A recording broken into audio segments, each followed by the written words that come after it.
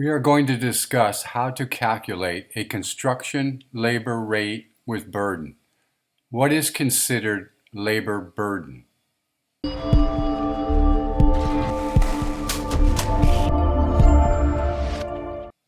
Labor wages are built from three categories of labor. Number one is employees' base wage and benefits. Number two is mandatory labor burden. And number three is additional indirect labor burden. Number one, wages and benefits is base wages, vacation, health and welfare, union benefits. Number two, mandatory labor burden is mandated by law. This would be workers' compensation fund, although you can be self-insured if you have the assets to do so. FICA, FUTA, which is federal unemployment tax, state unemployment tax, liability insurance.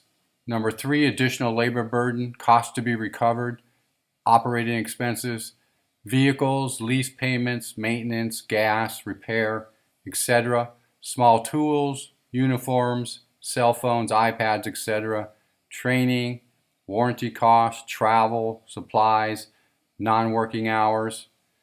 Here are the steps to calculating labor burden. Step number one, determine the annual cost for each category. Based on the capabilities of your accounting system, costs should be broken out in as much detail as possible.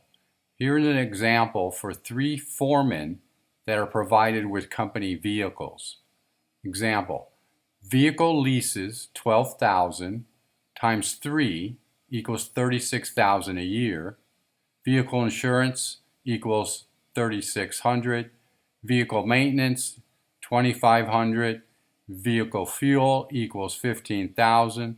Total annual vehicle cost equals $57,100.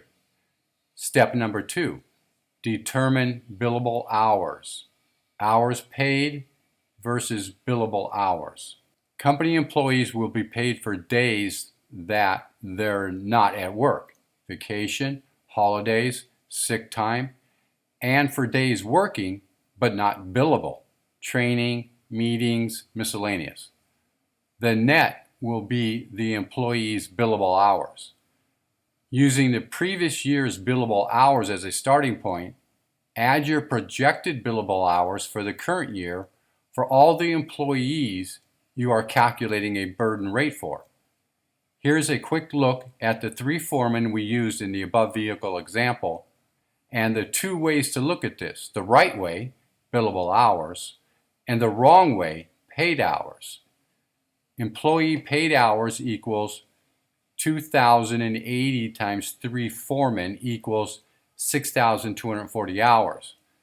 Employee billable hours equals 1,600 times 3 foremen equals 4,800 hours. Burden recovery based on paid hours, 57,100 divided by 6,240 hours equals $9.15 an hour. Burden recovery based on billable hours, $57,100 divided by 4,800 hours equals $11.90 an hour.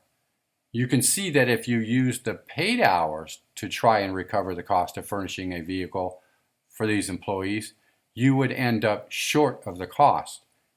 Actual billable hours times $9.15 an hour equals 43,920, a difference of negative 13,180.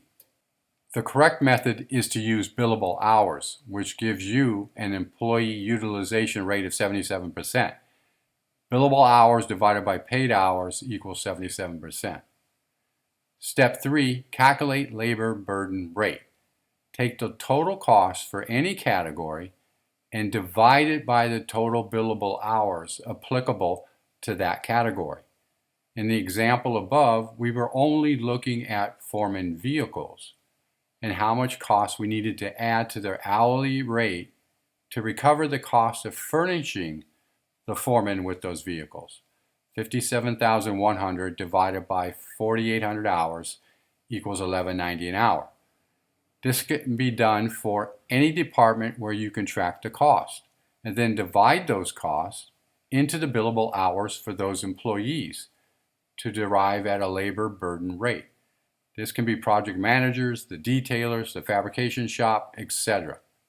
If you like that video, please give it a thumbs up and subscribe to our channel. Thank you.